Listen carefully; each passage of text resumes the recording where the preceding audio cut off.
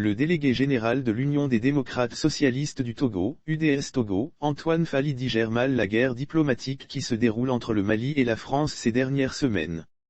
Tout en dénonçant la présence des forces étrangères dans les pays francophones après plus de 60 ans d'indépendance, l'opposant togolais déplore la faiblesse des institutions sous-régionales et qualifie tout cela d'un échec des élites de l'Afrique francophone. Selon Antoine Fally, c'est seulement dans les anciennes colonies françaises qu'on assiste à la présence des forces étrangères avec une dominance des troupes de l'ancien colonisateur. Plus de 60 ans après nos indépendances, nous en sommes encore à confier la sécurité de nos compatriotes et de nos pays à des étrangers, à l'ancien pays qui nous a colonisés. Nous avons échoué, se désole l'opposant togolais.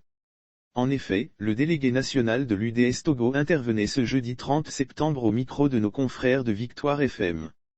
Il a qualifié le déploiement des forces étrangères dans les pays francophones, entre autres, le Mali, d'un « échec » des élites africaines.